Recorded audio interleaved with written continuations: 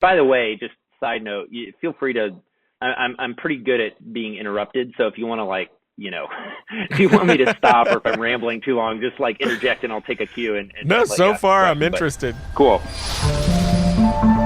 Welcome to the Film Riot podcast. Today on the show, we have Isaiah Smallman. Isaiah is a producer of independent film with his latest film, Never Goin Back, being released by A24 right now, and it looks great. Isaiah is going to be getting into what it means to be a producer on independent films, things that he's learned and things to avoid, things to do, and the fact that he's going to be a first-time director very soon with his first feature film, and we're going to get into all that in a second, but before we do, I want to thank our sponsor, which of course our sponsor is Aperture, who make great gear for filmmakers that don't break the bank, but they never sacrifice quality either. Their gear is some of my favorite that I have in my arsenal, like their 120Ds and Ts. They now have the 120D2. They also have the 300s, which are really powerful lights with really gorgeous quality, and then modifiers like their dome accessory, which just creates the softest light with a really nice spread without really having this massive footprint. We've used them a ton for our short films and just for Film Riot on a normal basis. Even the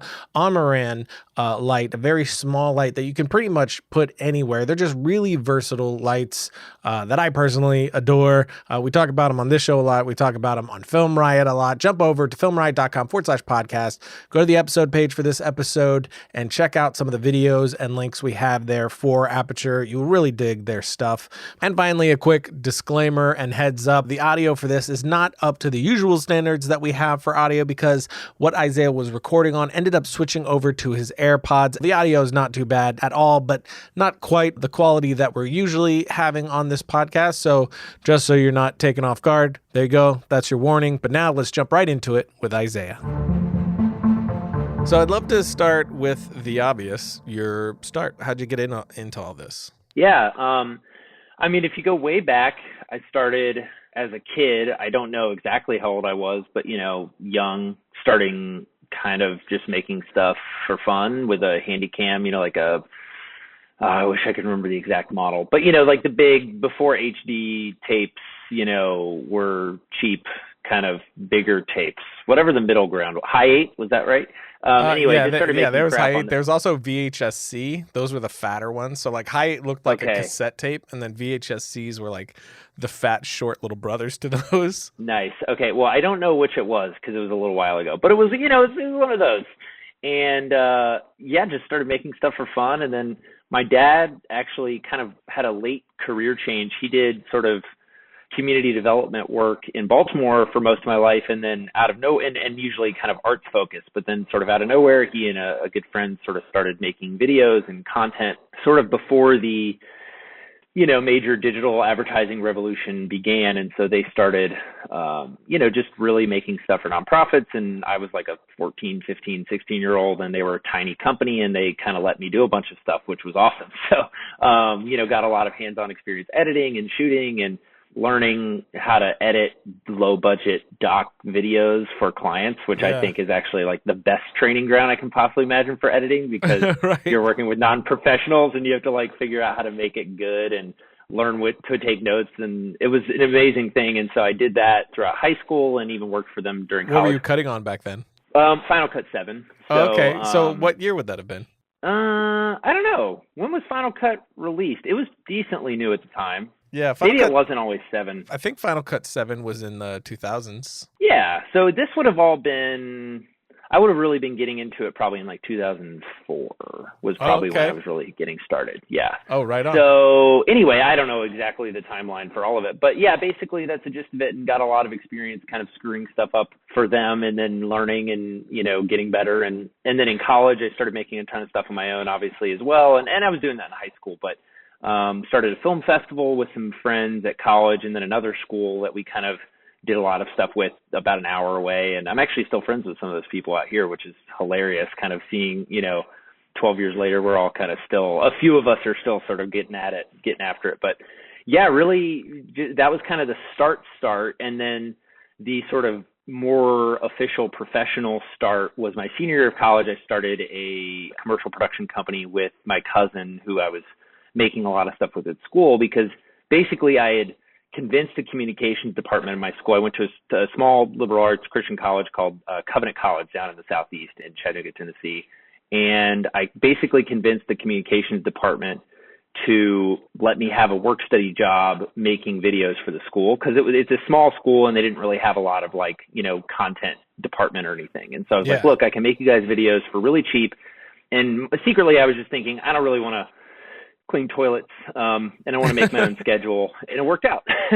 So, did more stuff for them. And then, kind of watching my dad and working with him a bunch, and really watching him from day one, as opposed to sort of growing up and it was already established, I got to see that you can, especially back then, I think it's getting harder to break in, but in 2010, especially in smaller markets like Chattanooga, it was still wide open to sort of break into the high-end digital commercial space, because basically most of it was still unionized, which, I'm now realizing there was a point to that, because, further down the line, I think I started to realize the reason the other couple companies in Chattanooga were pissed off at us is because they were actually trying to make a professional salary and we were willing to work for nothing.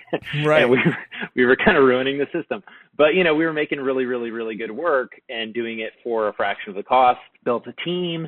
And, for a few years I kind of, and by the way, just side note, feel free to, I'm pretty good at being interrupted. So if you want to if you want me to stop, or if I'm rambling too long, just interject and I'll take a cue. And no, so far I'm interested. Cool.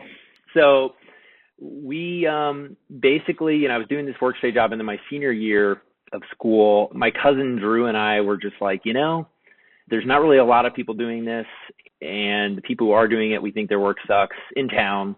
And I'm probably going to go to LA soon. This is what I'm thinking, but my wife is still in school, or my fiance at the time was still in school, we weren't even engaged. Anyway, we were dating and we were pretty serious. So I was like, look, I can't just run off to LA quite yet. I might as well just make some money while I'm here instead of working a shitty job. And so, we just kind of decided to put a name on it and call it Fancy Rhino, because we thought we could maybe charge more money that way. And that proved to be true to some extent. And, we were dead broke, but I was catering on the side and spent about, 9 months or so just kind of transitioning some of our relationships into more of company client relationships, as opposed to just sort of me being a freelancer, and sunk every dollar we had into buying a Canon 5D Mark II and a tiny little sort of travel airy kit with 5 lights. I feel like I've seen them around a lot. It's this sort of silvery gray case, about 3.5 feet long. You know what I'm talking about? So we bought one of those, I feel like that's the must-have kit when you're starting. Oh, absolutely. I mean, it's the best bang for the buck. And we literally were just going around town making videos for schools and nonprofits and little companies. And we bought a white Psych, and we were just using what we had, and we bought an iMac. And basically what happened is that later, in the spring of the following year, we had been at it for maybe 7 or 8 months. The school that we went to decided to launch a small business plan competition called the Seed Project. And it was the very first year. And basically the prize was $10,000. They give you some business plan advice. And we were like, first year, nobody's going to enter this thing. We can win. Let's just do it. And if we don't, whatever, we already have a business plan written. So it's not even that much work to do it. Anyway, we ended up winning. And the best part, the 10K was fine, but everyone who works in film knows you can burn through that in a heartbeat. So the real benefit that came of it was they had assembled this really great board of kind of, investor types, business experts, et cetera, of 5, maybe 6 people who chose us to win. And then afterwards, one of them, this guy Miller, came up to us and basically said, look, I think what you guys are doing is great. I'm part of this group called the Lamppost Group. It's this really cool business incubator that's starting up in Chattanooga. And a little background on Chattanooga, it's a small, kind of smallish southern city. It's in Tennessee, southeast Tennessee. But it's this weird city where there's a lot of money there, because a lot of people from it's sort of this weird regional hub between, Knoxville, Atlanta, Birmingham, and Nashville. And so there are a lot of big businesses there, that have become kind of big national brands. So for instance, Coca-Cola was first bottled there. That's kind of one of the claims to fame. But there's an insane amount of money for how small the city is. And it's actually a pretty forward thinking in some ways. Sometimes in some ways it's suffocatingly conservative, but in other ways it's actually very progressive. And so they've invested a lot in tech startups, and there's, we were the first city in the country to have gigabit Ethernet and, some pretty cool stuff like that. And so that was kind of right when this group, not a formal group, but like this group of people were kind of like, let's make Chattanooga cool. And so this business incubator, which was started by some wealthy guys who had started a couple successful businesses, they had just started, they'd only made like one investment, and they kind of saw us and they were like, hey, this is a cool brand. They're making really good work. And maybe, I don't know exactly what their intentions were. I think they just thought maybe we can like be a big agency and kind of service some of their other incubator companies, because obviously startups need, video and all that kind of stuff. And so they brought us in, and we were a little skeptical because we were like, look, we're already doing it on our own. We don't really need your help. We don't know who you are. And they were like, look, we've got this really dope office space downtown that we just built out. It's barely got anybody in there. Why don't you just come work there for 4 months? And at the end of it, we'll see if we like each other and we can do a deal. And if not, you can walk away. No big deal. And so after like 3 weeks, we were like, these guys are freaking great. They, the whole model was basically like they handle a lot of back end stuff because they have this huge transportation logistics company.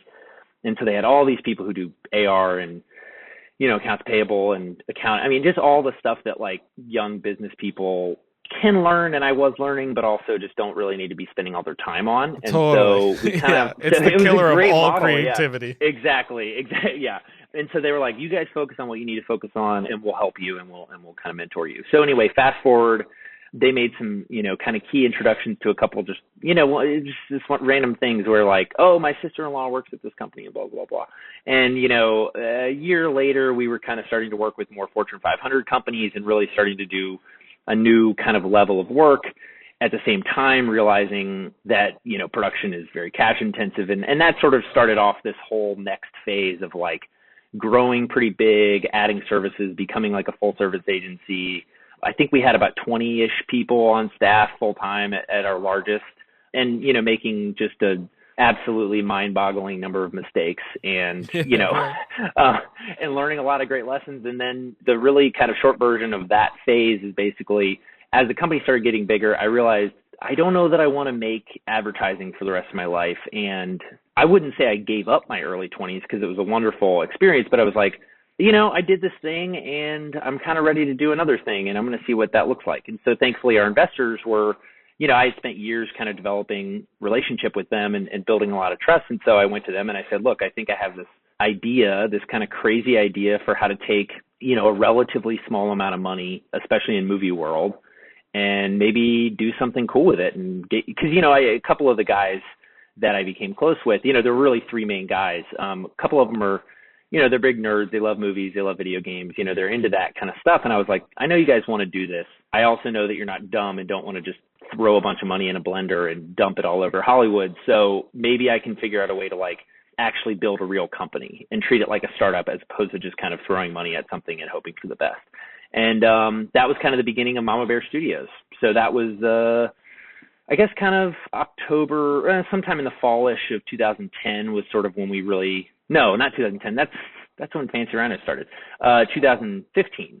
And so I kind of was running both companies for a little while, and then 6 months or so kind of transitioned to full-time to Mama Bear. So. And then what was your first feature under that? Okay, so yeah, good question.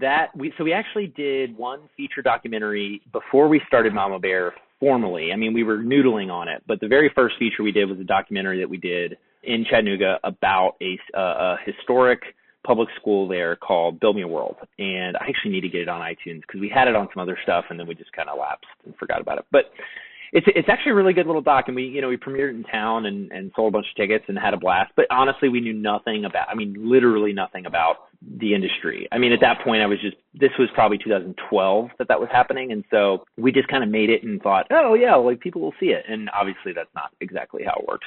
And I was so busy running, this agency that I didn't really have time to learn about it. So that was the very first feature we did. And I actually am still really proud of the quality of the work, but it didn't like launch our careers or anything.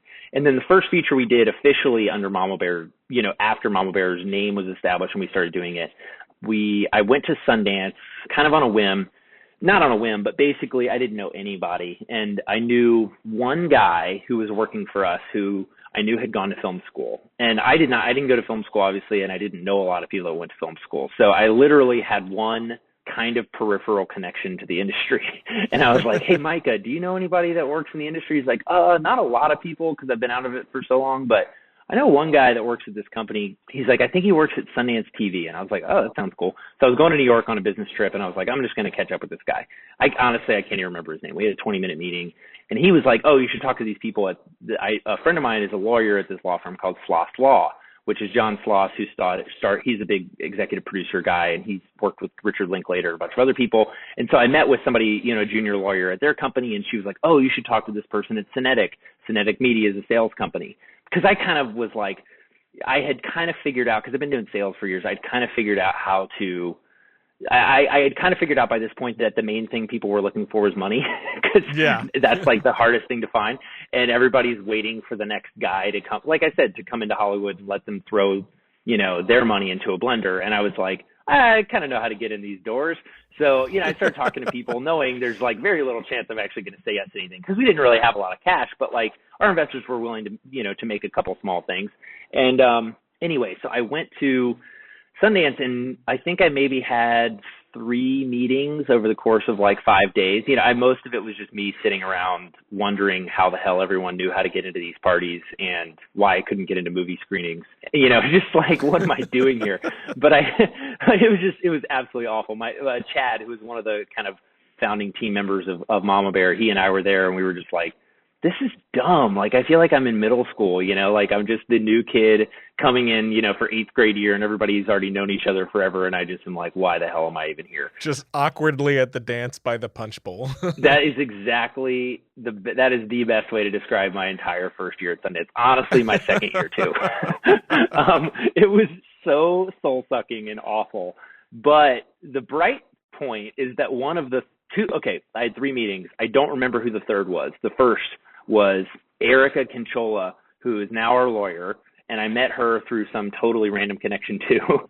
And we met, and we were like, you're great. And she was like, cool, let's work together. And she's amazing. She works at a firm called Ramo Law, and they're like this great kind of smaller law firm out here, and they do tons of amazing stuff. And then our second meeting was with a guy named Ross something. I can't even remember, because I don't think he was there very long, but he worked at Synetic. Synetic is a packaging and sales company, and they were like, hey, we have this little project. It's kind of nuts, but we've got some cool people attached, and they're looking for financing and a couple more producers to help make this thing happen.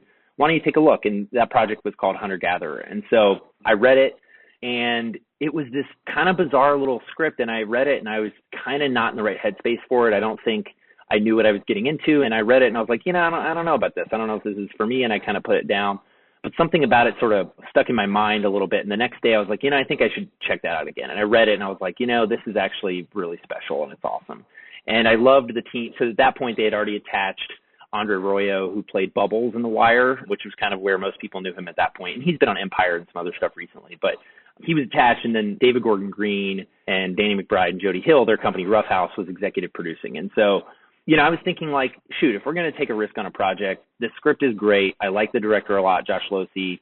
I like this team a lot. Let's just see what happens, So that was kind of the first project we did, and we produced that in LA, out here in LA, and I learned just an absolute insane amount about producing and learning all of that stuff, and loved the team. And that ended up going to South by the following year, and we won an award for Andre's performance, and it got picked up by The Orchard and had a theatrical release in about 40, 50 theaters. And we didn't make any money, but it was like by far the best first experience I could have ever hoped for. We just learned so much and made a ton of connections, and that was kind of the beginning. That, obviously there were other things happening in the meantime, but that was kind of the first feature that really got seen by a decent number of people. How did that Orchard deal happen? Was that just because you guys got into South by and they saw it, and then you just went into negotiations from there? Yeah. So basically what happened is Synetic Media, who, they're the sales and packaging company that brought it to us, they stayed on as the sales company. And so while it was at South by, they were just, recruiting people from everywhere. And honestly, the response from most people was, wow, such an amazing movie. What a cool story. Great performances. What an assured vision from a first-time director. I don't know how to market it to our people. So that was kind of like the general consensus, everyone loved it. We had a lot of like almost deals on the table, but then at the end of the day, someone within the organization would basically say, yeah, this is just a little risky and there's no big stars. And so basically what happened is we waited for, Synetic just kept pushing it, kept selling it, kept talking to people about it. It was playing a bunch of different festivals, and we were just waiting. And I think it took, I want to say 7 months before we actually closed the deal with the Orchard. So we were like really biting our nails. And it was one of those things where we left South by thinking, wow, we're in great shape. Like, this is going to be amazing. Everyone loves the movie. The reviews were all great. We have like 1 or 2 negative reviews, and they're from who knows who. But it was like New York Times critic pick, LA Times, all that stuff. And we're just like, holy shit, this is amazing.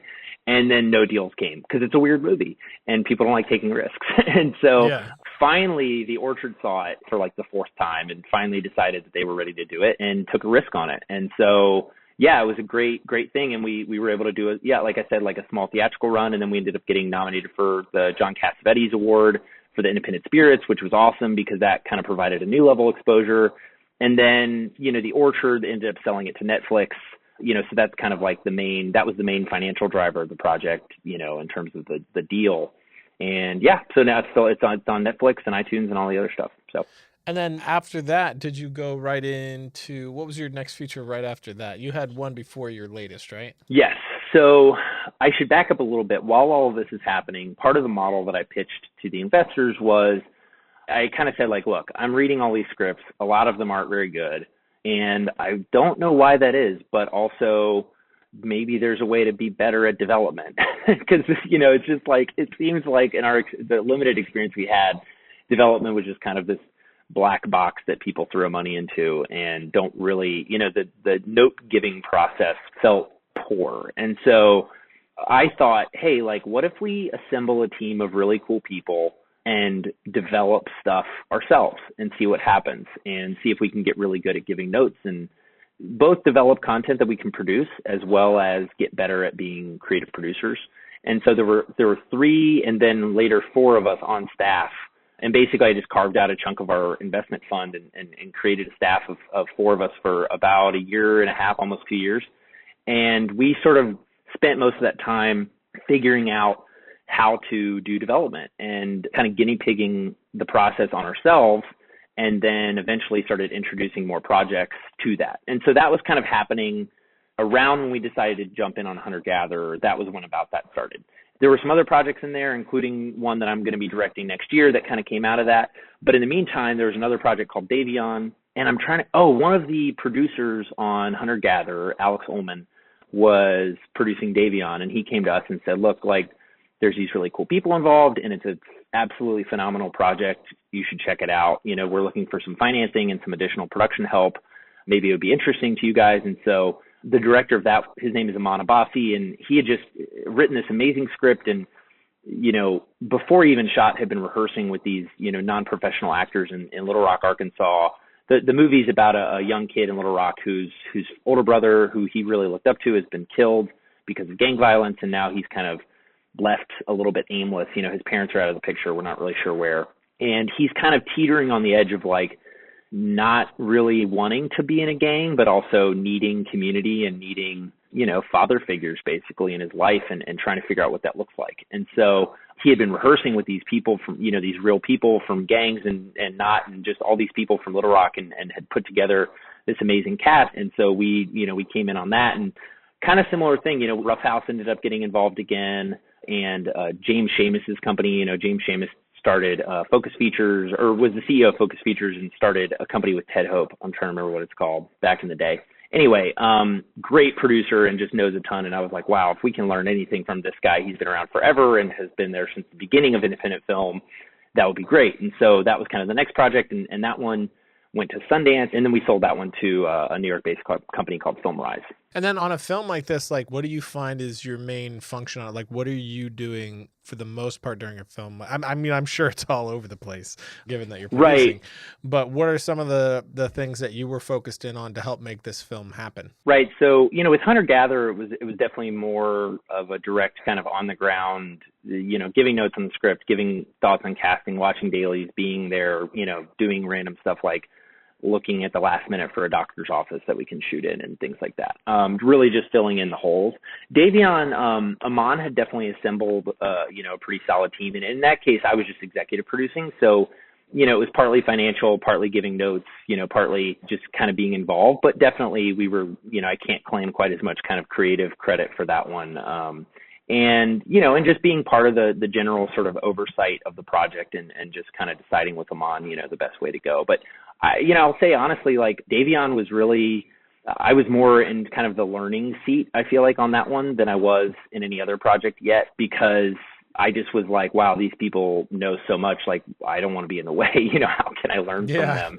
And right. so a lot of that was like just trying to get into every conversation and always be, present when we're making decisions so that I can kind of watch James and Visit Films is the company that sold that. They've done a ton of stuff like It Follows and lots of other big stuff. And really just watch Ryan at Visit and James and all these other people just kind of kill it and figure out, wait, how'd you do that? And just ask a ton of questions and be around the process. So so it really depends. I mean, go ahead. What's something that you learned from that one that you took into Never Going Back? Yeah, I would say one thing I learned is that like you can totally make a successful movie without known stars, but it is interesting just how much the limitations of kind of reach and fame can affect you if you don't have a big marketing budget. And so I think Davion was an example of what I think is a really terrific film, but it was surprisingly difficult to get people to watch it because it's little and there, Film Rise wasn't going to put a ton of money into it, obviously. And again, it was a great, as far as movies of that size go, it was a phenomenal success. I mean, it got a small theatrical release and also got nominated for the Cassavetes Award. And we learned a ton, but I think part of what I learned on that was there's no shame in trying to, and let me say this, it was never the goal of Davion to be like a big financial success or anything. Like no one went into it thinking that was going to be the case. And if anything, just getting into Sundance was such a wonderful kind of surprise. But I think definitely learning, like, there is definitely, if you can find the people who are right for the role and also happen to have a massive social media following, that's worth trying. Because, with Never Going Back, yeah, there's Maya Mitchell and Cammie are both, yeah, they're just kind of famous, but they're also incredibly talented, and Kyle Mooney's in it. And so that was one thing I think I also just learned, these are kind of obvious things, but surround yourself with people who get the vision, who are committed to the project no matter what size it is, and ideally, frankly, more talented than you are, because why not? Why not be around people who kick butt and know more than you do? Because I think I'm often tempted to, I'm an entrepreneur, so I'm always kind of looking for ways to just go out and do it myself. And I think that's really healthy. But I also think there are times where it's appropriate to kind of be patient and wait. And even one thing, with the whole last several years, I think what I've realized is gut is just so important.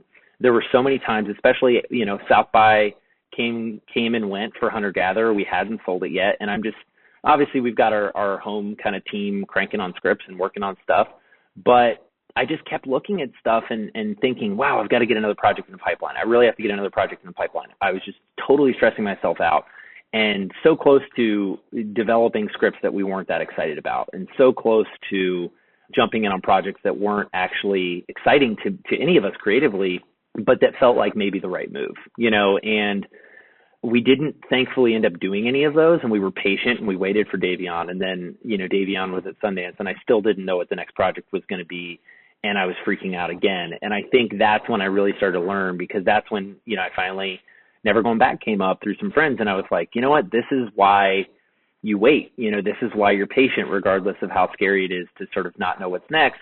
You have to just wait, and you kind of just know in your gut when a project is the right project and when it's time to jump on it. Yeah, and how did Never Going Back come to be? Was that a script that already existed that you helped see through, or is that something that you were sort of on board from the ground up during the scripting process? Yeah, so that was another one where the script was done, and a friend of mine, Toby Halbrooks, who was producing, so his company with David Lowery and James Johnson is called Sailor Bear, and they've produced a bunch of stuff, most recently this and then A Ghost Story. And so the short version of the Never Going Back story is basically Augustine, who's married to David. She made a version of the movie 2 years ago now, and didn't like it and decided to cut it into a short. The short played South by, and then in the meantime, she and Sailor Bear kind of spent a little while redeveloping the script and making it better. So that's kind of when we came into the process, was towards the end of that. And so by the time I read the script, it was in great shape. And so really what we did is we came in, we brought in a little money, but more importantly, we just kind of came into the creative process, helped finish off the script. And then, we just helped in whatever way we could with production and, just kind of were around for the various stages of making that stuff work. But again, I mean, in that case, Toby and James were really kind of the main on the ground producers, along with Liz, who, Augustine has been working with. And again, that was an opportunity to, bring the expertise that we had and really put our thumbprint on the project. But ultimately, again, we were just kind of part of the team and made some stuff happen. So yeah, that one's been an absolute blast just because it's by far the biggest release we've had yet. And it's been cool just to kind of see just the little things that we were able to contribute. And for instance, I have like a teeny tiny unimportant cameo, but like things like that where I'm just like, yeah, this is like really fun to sort of just see these little things that we do, and bigger things obviously as well, like notes and things like that kind of come to fruition. Yeah. And like your last going into this one, was there something in this one with, like you said, these great filmmakers that you're learning from and on the ground with and able to see them doing their thing? Was there something from this one that was like revelatory to you that you're taking to the next one? Yeah, I think, well, I don't know if this is revelatory or not, but, one thing is I've been excited about getting involved with a comedy for a long time. And I write comedy, and the film that I'm going to be directing is a comedy, and it's exciting to me. But again, I just hadn't found one that made sense. And I think one thing that I realized is I think there's a lot of small comedies these days that just don't do much, like they just kind of tread the same ground as a lot of other things. And I felt like with this, I read it and I was like, wow, this is one of those things where you read it and whether or not you like it, it's undeniably unique and it's undeniably interesting, and it's divisive. Some people freaking hate this movie. And and that was exciting though, is to look at it and say like, wow, this is actually kind of scary, and to kind of get into fights with some people that I felt, not fights, but, to really get into some deep discussions with people whose opinions I respected when I sent it to them and said, hey, we're thinking about getting involved with this. What do you think? And hearing them say, I think it's a bad idea. And me then having to realize, well, I'm doing it anyway because I believe in it, and just realizing, again, the gut thing, when you know, and it's been really exciting. And seeing Augustine, I mean, it was really encouraging because I've directed a ton of stuff and made a lot of shorts and all that kind of stuff, but I've never directed a feature. And so every time I'm around a different director on set, I just see the different ways that they do it. And this was a really exciting opportunity to see another first-time director like Augustine, who I think is absolutely just so incredibly talented, even just from the ground up, like be a part of the process of building, it's a movie about young women. And so seeing and being a part of the process of going way out of our way to staff the entire crew with as many women as possible, things like that I think are talked about a lot, but not actually done a lot. Getting in on the ground and having them say like, look, this is what we're looking for, who can we bring to the table to really make sure that this project isn't just kind of another run-of-the-mill thing. And let's start with the people that we bring onto the crew and the script and all that kind of stuff. And let's see it through all the way. That was really exciting. And I think another thing that I saw that really challenged me, from working with Augustine was she just was never afraid to, even on the day, just to say, all right, this isn't working. How can we make it better? And we're all just sitting around and thinking about how to make it better instead of her just kind of out of a sense of ego or whatever saying, well, no, this is how it has to be because it's exactly how I imagined it. I felt that she was very mature and incredibly kind of humble in her ability to say, this is scary to me to admit that I'm not exactly sure what it needs to be, but I want it to be as good as it can. So, hey, Isaiah, do you have any ideas for how to make this scene better? Or, hey, Toby, we sit around and we come up with ideas for how to make it work because, you've made plenty of stuff too. It's stuff rarely works out exactly the way you expect it to. And I think the biggest mistakes I've ever made as a director were not paying attention to that gut reaction that said, this isn't actually that funny, or the blocking here is not going to play well and we're going to be confusing the audience, or whatever it may be. Not listening to that little nagging feeling in the back of my head and not taking a step back and just deciding to be patient. That was something that I think really I've learned many times, but I don't know that it's stuck until recently, and that was a really encouraging lesson for sure. Yeah. I can definitely relate to that. And I definitely relate to the idea of saying, I don't know is a very important lesson to learn. Just being able to say that, to help shore up those moments that you're not positive on. And that's why you have your collaborators there. So I definitely relate to that as well. So now you're shifting into your own first feature. Yeah. Yep. So how did that one come about? So that was kind of part of our, our development effort as Mama Bear. Basically, the model was, I'm a really collaborative person, and I think eventually I probably would love to end up in TV, for example, because I'm not a sort of lone wolf screenwriter type. I'm a little jealous of people like that because it's not that it's easier or anything, but it's simpler in a way. And I think I just so thrive in a group environment, and I need constant collaboration. And so I thought, look, if I'm going to do this, I want to do it with other people. And so basically what we did is we set out and said, what are the kinds of stories that we all individually want to tell, and how can we help each other do that? And so we almost treated, the development process like a writer's room, where there was and it's changed a lot over the years, but we kind of started with a little bit of a hypothesis about how to take a raw idea into a finished script.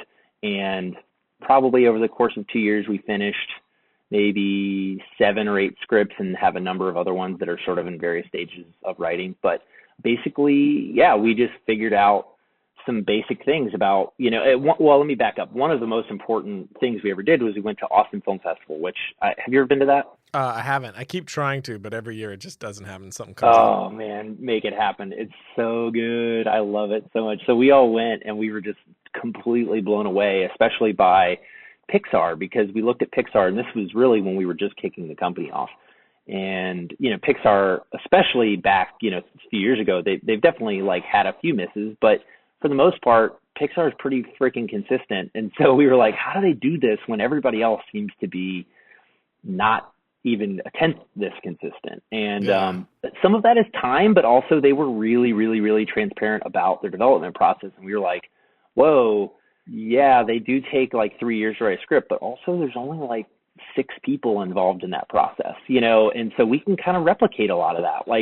There's nothing there that's inherently unreachable for us. Most of it's kind of a philosophy of development that we can try to replicate. So we changed it and made it our own, but it really became this thing of how do we get on the same page about what the movie is actually about? Because that was another thing, finding out these lessons of the thing that's going to keep killing us is if I'm critiquing a script that you're not actually writing because I'm on a different wavelength. Does that make sense?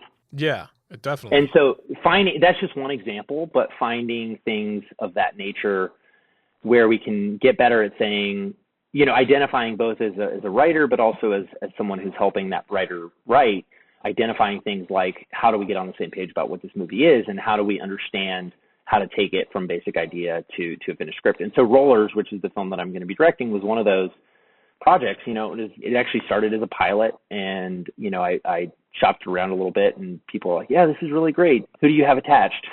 And I was like, no one.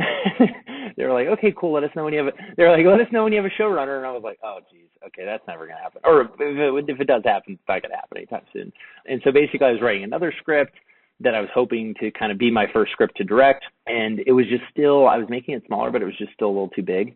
And Rollers kind of came out of that. And I was shopping the pilot around, getting frustrated. And then when I finally kind of opened up my mind a little bit to think maybe there's another version of this, I realized that I think that was why it was weak, is because it's a story with an ending. And I think TV shows, miniseries are different, but this particular story, I think, was almost the finale of a TV show. And I think that's why I was never quite satisfied with it. And so I turned it into a feature and had a great idea and have just kind of been cranking on it. So that's sort of the way the script came about. And then just sort of the same producing process that it's been all along, which is just calling a ton of people and figuring out how to make the project attractive and calling investors and doing meetings and all that. And it's going to be really, really small, but it's also, I think it's a really contained idea. It's about a failing concert venue, basically, this historic venue, and a brother and a sister sort of inherit it from their parents who have been running it for many years when the parents die suddenly. And so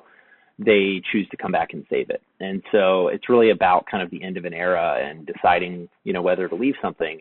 And so it's a really contained idea. And I thought, this is actually the perfect thing to start on, because I can do everything I want to do. I can make exactly the movie I want to make without an insane amount of money and without huge crews and all that kind of stuff. Yeah. And is bringing something together like that and actually making it happen to where you're making the movie, are you pitching that to other production companies for them to come in with financing? Are you bringing your own financing, or is it some of the investors that you were talking about before that's bringing that in? Right. So, personally, I don't really have any money. So it's kind of like, so it is a combo of different things. At this point, I have the financing, and almost all of it actually is coming from a single investor who I've known him for a few years, just through random things. And, basically have just been talking and figuring out what he's interested in. And finally, I was kind of approaching it more of like, hey, because we're involved with some bigger projects as well, where I've gone and raised money for larger projects kind of as an executive producer. And I was kind of talking about some of this stuff, more of like a traditional kind of Hollywood model film fund. And he kind of just kept pushing and saying, no. What are you working on? Like, what are you excited about? And I was like, well, look, I'm just going to push my project on you, but if you're into that, I'll definitely tell you about it. And so he read the script and really loved it. And again, it's for someone kind of, he's new to film. And so for someone kind of dipping their toe in, it was a great option because it's small, and we're really going after some cool people, and trying to make, my goal is really to make a really, really great movie, not just kind of like to just crank one out and make a good one the second time. My goal is really to make it awesome. And I think he was really attracted to that. That's great. And yeah, so I'm still talking to production companies. I mean, I really, really, really want to surround myself with people who know more than I do and are, get the vision. Cause I can go out and make it tomorrow by myself. But, I think you mentioned on a recent episode of yours, just that you've sort of slowly been handing off various responsibilities and trying to focus more of your efforts. And I think that's a process that I've been in for a long time. Same thing for me. I went from doing everything to doing a few of the things to my real goal for this is unlike even some of the shorts where all I've been doing is directing and producing and everything else is taken care of. I'm like, I can produce this thing for now, but once we're in production, I really, really don't want to do all of this myself because I'm going to make the wrong calls. I'm going to try to be wearing two hats that don't fit together. I want someone that I can trust who is going to push me and force me to be better. So yeah, I'm talking to different production companies, and I think what the most likely scenario is, we've got our kind of main investor. I may end up needing a little bit more capital, but I think it'll be relatively easy to raise just because I think at that point it'll be a very small piece of the budget, and by then we'll probably have cast and stuff. And so really what I'm looking for, ideally is a great kind of executive producing partner or team, similar to Sailor Bear or something like that. Who knows who it'll end up being. And then, one kind of lead creative producer. And those could theoretically end up being the same person, but I kind of doubt it because part of what I'm realizing is that as everyone knows, on movies like this, you don't really get paid. And so I think a lot of the people that I came up with kind of as a producer over the last 4 years are now getting the point, which I'm very excited for them, but there are a lot of them are getting to the point where it's like, yeah, like I'm kind of trying to not do micro budgets anymore. And so they're like, I'm really excited for your movie, dude. Let me know how I can help. But I don't know if I can take 3 months off and do it with you. And I'm like, I completely get that. Cause honestly, I'm kind of over producing micro budget movies too. The only reason I'm doing this one is cause I'm directing it. Totally. At some point you want to make the stuff you want to make, but also make money. Yes, exactly. And so I'm really thrilled. A lot of my friends are, thankfully, I'm so pumped for them. They're getting to the point where they can actually command a fee. But I'm like, all right, I gotta find the right people. And I think I will. Obviously, you stick around long enough and you definitely get to know a lot of people. And sure, I think I'll find the right partner. But yeah. Yeah, that's great, man. And with producing some of these things, like what would you say just from seeing all the different sets that you've been on and the different personalities and the different producers and even you producing yourself, what would you say makes the mark of a really good producer? Oh, man. So many things. I think if I had to sort of profile kind of my absolute ideal perfect producing partner, well, I'll start by saying I think the perfect producer depends on who the director is. I think certain directors need certain kinds of producers. And I think so I'll speak to myself. I think because I'm kind of a producer, director, business person, but I'm also, I'm very aware kind of my own limitations and my own desires. And I think for me, the perfect partner is somebody who can understand kind of where I'm coming from, which is I'm going to be worried about things that maybe as a director I shouldn't be worried about. Like I'm going to be thinking a lot about schedule. I'm going to be thinking a lot about budget. And I think I need a producer who's going to say, yo, dude, let me handle that. Your job here is to make the best decisions. I know you're worried about money, but like I'm telling you, you can trust me. You can do that shot again. Or, you know what I mean? Like I think that's the kind of, because it just takes so much creativity to do that well. It's so much more complicated than like there is money, there is time, or there isn't money, or there isn't time. Everything is always a negotiation. Everything is always a process of give and take and compromise. And so to me, I think the perfect producer is somebody who is totally self-motivated, who's super driven, who's super hardworking, but also really, really like good at communicating and really good at understanding the thing behind the thing, the problem behind the problem, the note behind the note. Creatively, when it comes to development, good at understanding, no. The problem isn't the ending. The problem starts on page 35 when you do this. And I think that's true on set as well. Like, no. The problem isn't that the actor isn't feeling it. The problem is, this whole scene is worthless. There's no motivation. So of course, like that's to me the kind of thing that a producer can kind of have an opinion about. And if they're really good, then I think they're going to be able to communicate really well why it's important to approach it that way. What about on the negative? If you were to give advice to a new producer, what's something to look out for to not do? Mm-hmm. I think kind of a different side of the same coin, which is just kind of being negative, and I don't know, it sounds so obvious, but I'm amazed at how often I run into people who just kind of aren't helpful, like it's just not good vibes to just say no, just no, period, exactly. But I'm amazed at how often it happens. Yeah. It's constant, and I think, and that's not to say that the people I've worked with are necessarily like that. I'm not throwing anybody on the bus. I'm just, especially in commercials, which is, where I spent most of my time for a long time.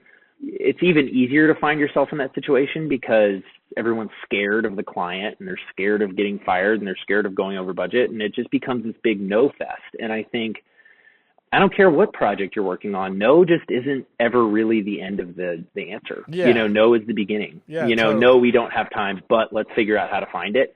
To me, that's, that's sort of the two sides of like really the crux of a great producer, because not saying no all the time requires a huge amount of creativity, initiative, hard work, because saying no is easier. Saying no is basically saying, nope, not my problem. It's yours. Deal with it. As opposed to we're partners. Let's figure this out. Like, no, you can't do it that way because you told me to tell you that you can't do it that way if it comes down to it. But let's think ahead. Let's figure out what we can cut. Let's figure out why this isn't working, and I'm going to be your creative partner. Yeah, so. I couldn't agree with that more. I talk about that all the time too. It's just such it's one of the quickest ways to brick wall the creative process. And it always reminds me of, if you ever do improv, one of the rules is you don't say no, because that just bricks walls the scene. You say exactly. like yes and or something. Exactly. You leave it open. And those no's I've always felt like are the exact same thing. So for me, it's like instead of saying no, you say, well, how about this? Exactly. Or maybe not that, maybe this. It's like if you're going to come in with a negative, you have to have a redirect or at least offer up a new path of some kind. Otherwise, it's just a brick wall. And that always drives me crazy. So I definitely agree with that. And it should. I mean, I think that's true just because every film is just such a ridiculous series of frustrating, unexpected events. And so I think every position, I think DPs, it's anybody, it's like, if you're a DP and you're talking to a grip, it's like, hey, can you get that up there in this amount of time? Again, no is not really a helpful answer. Like no starts the answer. It's like, no, I need this much time, or no, but if we did it this way, I could. And I think it's true at every level. And I think some of that is even company culture, which I don't know that company culture per se gets talked a lot about in film, but I actually think it's so important, and kind of coming from the startup world, it was talked about a ton, and I spent a lot of time kind of learning about it. But I think that's a real thing that I think a producer and a director, but especially a producer, can really do to build, enhance, grow a project, is them being game and positive and helpful and kind and listening to people. All of that totally sets the tone for the entire project. And I think producers who, And these are the kinds of people I just won't work with anymore. But, producers who are mean to people and who yell at people and make everything someone else's fault and never take responsibility, never admit their faults. That's just going to trickle down, because then your AD is going to be exactly the same way. And then the DP is going to feel threatened constantly. And so they're going to make everyone in the camera crew feel bad. And then, your costume people are going to be constantly stretched out, which means they're going to make the actors feel stressed out because they're going to feel bad about the fact that it's just like, boom, this whole trickle down effect. Whereas if you just start at the top and say, like, we are a team, how can we help each other? How can we be aligned? How can we all be pulling in the same direction? The power of that, I think the producer has such an amazing ability to set the tone for that. And that's what makes most good movies work. Not that good movies can't come out of hideous circumstances, but I'm also like, that's just not the kind of movie I want to make. Yeah. I want to make the kind of movie where everybody at the end of it is like, holy shit, that was so fun. Yeah. Instead of that was the worst experience ever, but I guess the movie's good. Yeah, exactly. Or more likely, that was the worst experience of my life. Let's hope the movie's good, because right. If it isn't, that's going to suck. Yeah, just a complete waste of time and miserable. Exactly. As we get close to sort of wrapping up here, I'm curious to talk about something that people rarely talk about, which is budgets. Not necessarily that you have to say any of the budgets of your films if you don't want to, but more of advice for like new filmmakers that are looking to get into their first feature, similar to how you're doing it outside of the system, just out there making it happen. What are some like budget ranges or things to keep in mind that, maybe you need to say, because like you were saying, the budget was a little too big on the one and it had to come down and you had to be budget conscious and keep it within a certain target area. Mm-hmm. In your experience, what have you found to be sort of a target area to be in? And does that depend on the genre that you're doing within this space, or is it kind of universal? Yeah, it's a really good question. I think it depends on what your goals are. If you're an aspiring screenwriter and you don't necessarily have aspirations to direct or make your stuff, obviously I think every screenwriter wants to see their stuff made. But if you are like, I'm a writer, then is there an advantage to writing smaller stuff?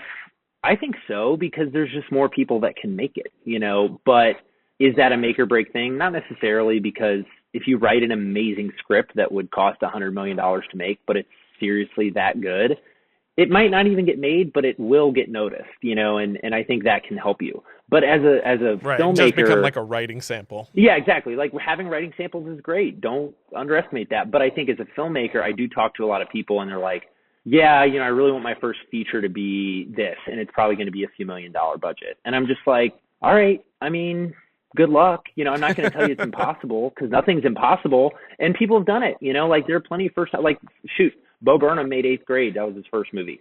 Greta Gerwig, this is her first directorial. Those are both mid-$1 million budgets, like probably, I don't know, maybe between 3 and 10. I don't know exactly what they were. But they're also in the system. Those are totally different scenarios. Like, most people are not Bo Burnham or Greta Gerwig. Right. And so my advice would be, don't not write a script just because you think, and I do think that a lot of up-and-coming filmmakers just haven't been around enough movies to necessarily know what a big budget is, and it does take a lot of time to just sort of be able to eyeball it and say, like, yeah, that's about this.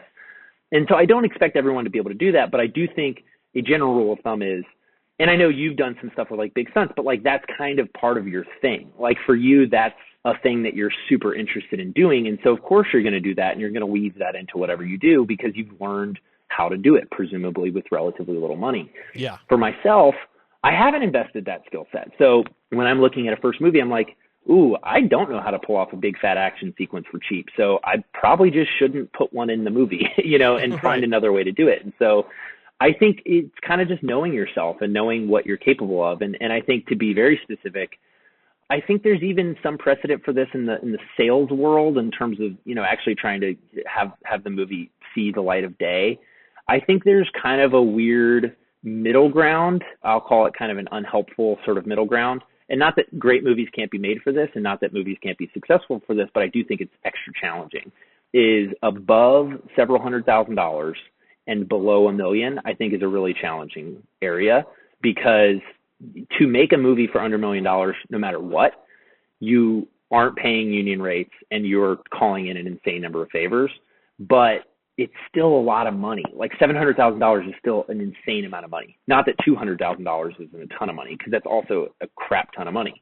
But there's this weird thing where I'm like, if you're making the right movie for that budget, then like figure out a way to make it for as little as possible. And I think there just isn't a huge difference from what I can tell in most cases. Again, I'm not saying this universally, but from what I can tell, once you're not in that like $1.5 million range, you're going to be kind of making the same movie as if you're making it with $400,000, but, or $300,000, but you're doing it with a lot more money, you know? And so I think being creative about like, how can I get it down? You know, I think a great first feature range would be between 2 and 400,000. Again, here's what's tricky about that. That's still an insane amount of money. It just depends on where you're at. So I also know people who have made phenomenal features for like $25,000, and it's gonna be really hard to sell it, but also you made it for very little. And if you're savvy about marketing it, you can make your money back. And so I think it just depends on your circumstances, you know, like if you have an idea, like one of my favorite movies was actually at South by the year Hunter Gatherer was, but I watched it recently and it's just so damn good, is Donald Cried. Have you seen it? It's on Netflix. No, not yet. Okay, go watch it. It's so funny. Chris Avedian is kind of the main guy behind it, and he stars in it. He wrote it with a friend. He, you know, helped produce it. He directed it. And it's one of these movies where it's like, there's just nothing extra in it, but it's so tight and it's so smart and it's just exactly what it needs to be, that it doesn't matter that there's nothing huge in it, because the set pieces feel big within the world that was created. And I think that's one of the best things you can do as a filmmaker, is figure out what the scope of the world is that you're creating, and then make things feel like they're really high stakes within the scope of that. I don't know if that makes sense. I feel like I'm kind of talking in circles, but like, that's like, I don't know. I can be more clear, I guess, if that's unclear. But you let me know. That totally makes sense. Yeah, Okay. I'm following that for sure. So it's just a matter of keeping those budgets low within those sections. So it's like that middle ground scary section of you're still making the cheap movie, but there's a whole lot of money to recoup, versus, you know, once you get over 1 million, you're making a totally different type of movie. Yeah, and again, that's like, no one quote me on this, because the reality is it really just depends on who you know and which particular favors you can call in, you know, Right, and so, and what the movie is. I mean, so there are movies that absolutely should not be made for $1 million, because the only way to make that movie the way that movie needs to be made is with $10 million, whether you have stars in it or not.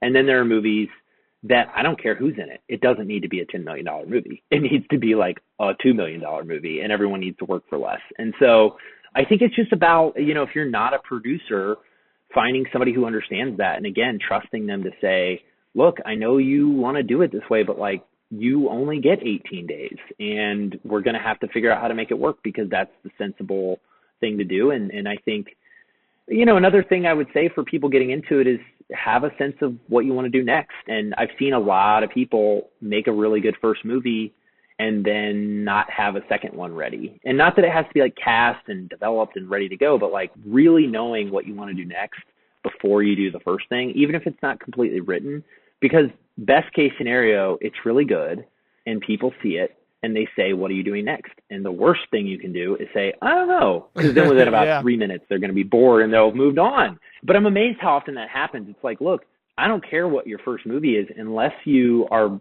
doing it with A24, you probably aren't going to just have it made afterwards. You know, like you're going to have to hustle, and your second movie actually might even be harder than your first to get off the ground. So be ready to, like, at whatever festival it premieres at, already be well on your way to telling everyone about it, packaging it, casting it, et cetera, because that's when you're going to have the best opportunity to actually leverage it. Yeah, leverage that heat to move into hopefully the next project. Totally.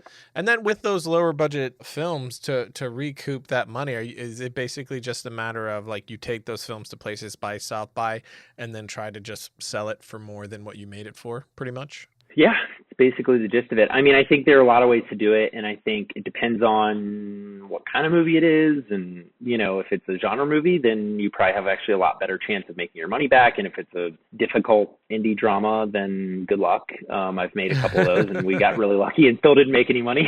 But not that you should make them, but just have your expectations set properly. And I think the absolute best thing you can do is pitch the mess out of sales agents. I mean, you really want a sales agent if you can get one, and not everybody can get one, and that's okay. And it doesn't mean that you're doomed.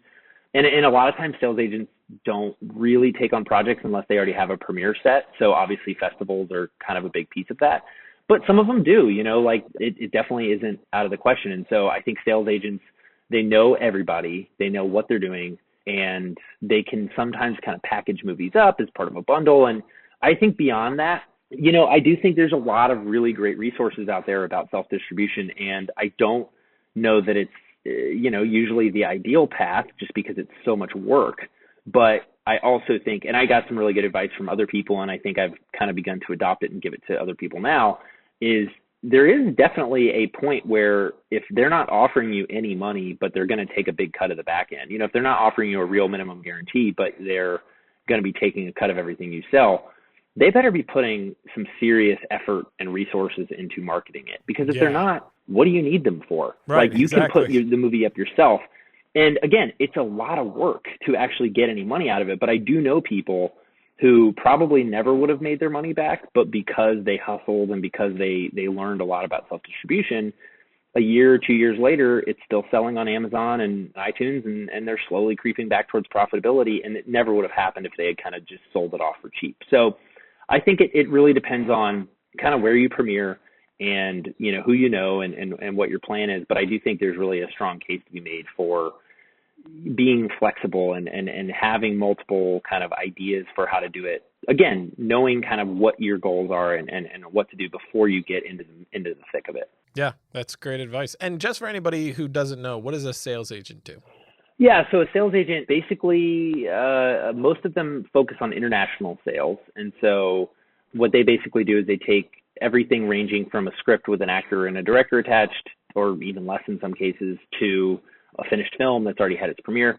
And they basically just shop around to international and in some cases domestic distributors and try to sell off territories and get money for the project. And so the upside is they know everybody. The downside is they take a cut, usually between 10-ish% for domestic and sometimes up to 18% for international, because the whole world is basically divided up into territories. And so the ideal best case scenario is you go to a big festival like Sundance and you sell worldwide rights all in one big lump and you make all your money back. That's just so hard to do though. And so what usually takes place is, you want a sales agent who can somehow maybe get you some money from Netflix and then piece some money together because they want to distribute it in France. And they kind of just put together this whole financial plan for sort of how to do that. And again, you can technically do that on your own. And there's some great books out there about how to do it. It's just hard. It's just a lot of hustling. So yeah, sure. And also I just want to take one quick second too. I mean, basically I just recently started a podcast called I Guess We'll Do It That Way. And part of what's fun about that is it's sort of similar to this conversation, but it's some of the stuff that like I don't know either, but I'm kind of learning as I go. And so I've kind of committed. It's kind of a looser conversation podcast, but it's me and another guy, and we're kind of tracking the progress of Rollers, which is the name of the feature that I'm going to be directing, as well as interviewing lots of other people who are both involved with that project and other people like Augustine, who did Never Going Back. We're going to have her on soon. And so I think that, maybe some of your listeners might be interested in that, because I think it's, I'm kind of committing to sharing everything I learn, at least everything that I can share, which I'm committing to making that most things. And so I'm kind of excited. We joke in the very first episode, basically, this might actually be a better podcast if the movie doesn't get made, because I'm going to make it either way. I'm going to make the podcast either way.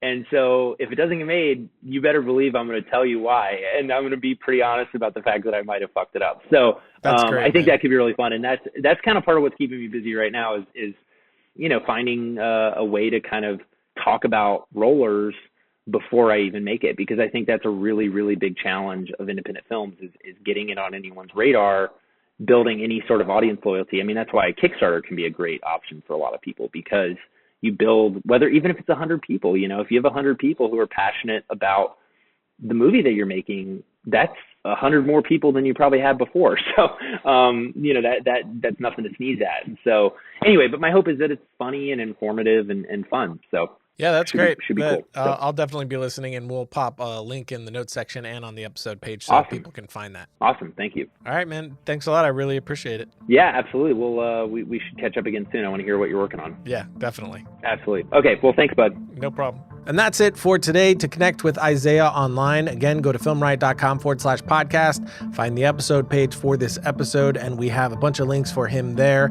as well as his podcast. He's doing a podcast of his own, and he's going to be tracking the production of his first feature on that podcast. So I'm really looking forward to that. So make sure you check that out. Of course, you can follow me online at twitter.com/Ryan_Connolly. And until next time, don't forget to write, shoot, edit, repeat.